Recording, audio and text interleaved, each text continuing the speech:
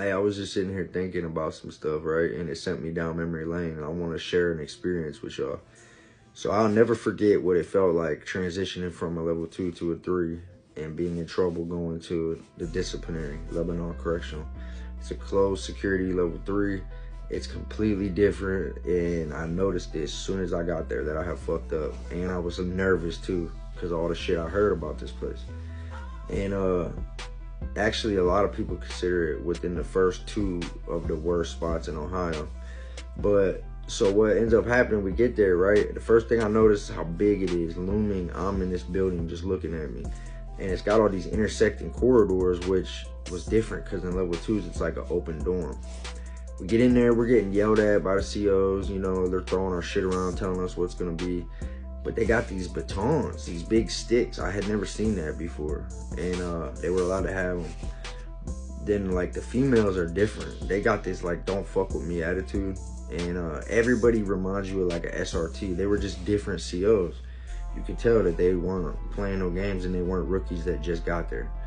So we get marched in here, right? And there's this tape on the ground. They're telling us like these are designated walking areas. Don't go anywhere outside of these areas and only go when you're told. You gotta have a pass everywhere you go. You gotta walk on these lines and shit. So like they're doing that. We get put in medical. But within our first 5 minutes sitting down, a man down went off, a signal 3. So for those who don't know, it's a button they could press, and it's got a transponder, and it tells other COs, I'm in a situation, I'm in a dire situation right now. Well, the next thing we hear is like these waves of people running past medical, but it's combat boots slapping the ground mixed with the batons and the keys going.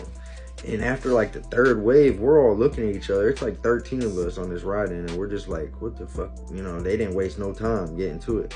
Little did I know at that time, that's normal there for them to have at least 2 or 3 on a good day and upwards of like 10 on a bad day. And what's different about how they do it there is they'll come from different areas of the prison, like case managers, all type of people would just come running to try to help. But they got this weird tier system there with getting in trouble. It goes in increments of 7, 14, 21, 28 days. And it goes in order. And once you reach 28, you stay there. So you get in trouble for something, 7, 14, 21, 28. But on that last time, it'll never change. So from there on, every time you get in trouble, you're doing 28 days in the hole.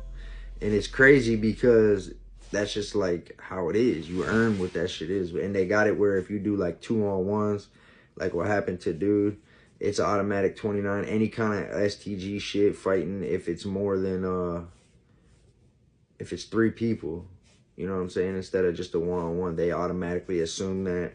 It was just a wild spot, y'all. Like there was a lot going on at all times. And I've seen days where they just locked down the whole prison because so much shit would be going on from block to block.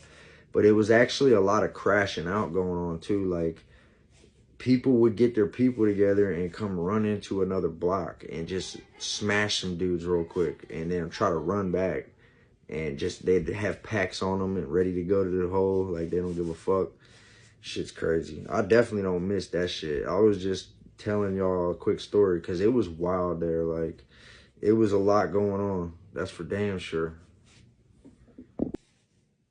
And as far as the hole, it was actually jumping in the hole. Like everybody, no matter who you get put in with as a bunkie, it's like a 8 out of 10 chance they got something on them, which is good for you. And you could do it yourself because you could stash shit in your mat. That's the only prison I've ever seen that grabs your actual mat and brings it to you.